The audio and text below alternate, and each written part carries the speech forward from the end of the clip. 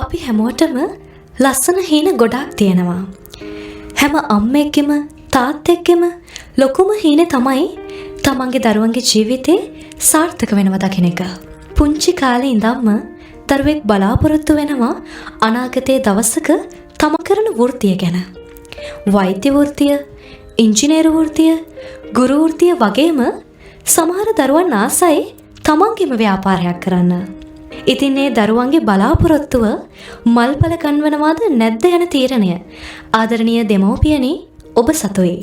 එසේනම් ඔබගේ ප්‍රථම වගකීම දරුවාගේ මූලික අධ්‍යාපනයයි. දරුවාගේ ප්‍රාථමික හා ද්විතීක අධ්‍යාපනය නිසියාකාරව සපුරාලීමට ඔබට ඔබේ දරුවාව රජයේ හෝ පෞද්ගලික පාසලකට ඇතුළත් කළ යුතුයි. දරුවාගේ පාසල් කාලය තුළ ඔවුන්ට අවශ්‍ය සියලුම පහසුකම් ලබා දී ඔවුන් උසස් අධ්‍යාපනය සඳහා යොමු කිරීම දෙමව්පියන්ගේ වගකීමක්. ඉතින් මේ සඳහා ලංකාව තුළ රජයේ හෝ පෞද්ගලික විශ්වවිද්‍යාලයකට එහෙමත් නැත්නම් විදේශ රටක විශ්වවිද්‍යාල උපාධියක් දරුවාට ලබා දීමට දෙමව්පියන් ලෙස ඔබට විශාල පිරිවැයක් දරන්නට වෙනවා.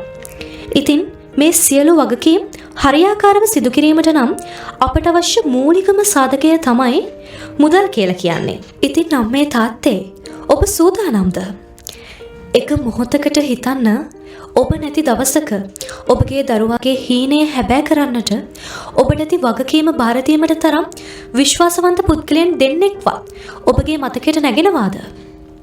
විශේෂයෙන්ම දරුවා විශ්වවිද්‍යාල අධ්‍යාපනයට යොමු කිරීමේදී ඔබට විශාල මුදල් ප්‍රමාණයක් අවශ්‍ය වෙනවා. ඉතින් ඒට ක්‍රමවේද දෙකක් යොදා ගන්න පුළුවන්. එකක් තමයි මුදල් ඉතුරු කරන එක.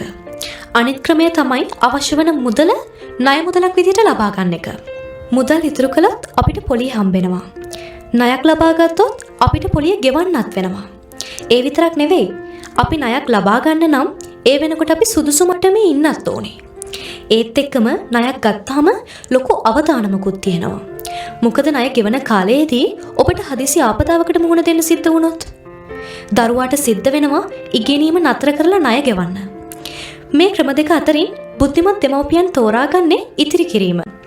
මුදල් ඉතුරු කරගෙන යන කාලෙදී ඔබට යම් අවාසනාවන්ත ඉරණමකට මුහුණ දීමට සිදු වුණොත් ඔබේ දරුවාගේ අධ්‍යාපනය බලාපොරොත්තු සම්පූර්ණයෙන්ම කඩා වැටෙනවා. ඉතින් මේ සඳහා අවශ්‍ය වන පිරිවැය යොදන්නේ කෙසේද? ඒ පිළිබඳ ඔබ තවමත් සිතනවාද?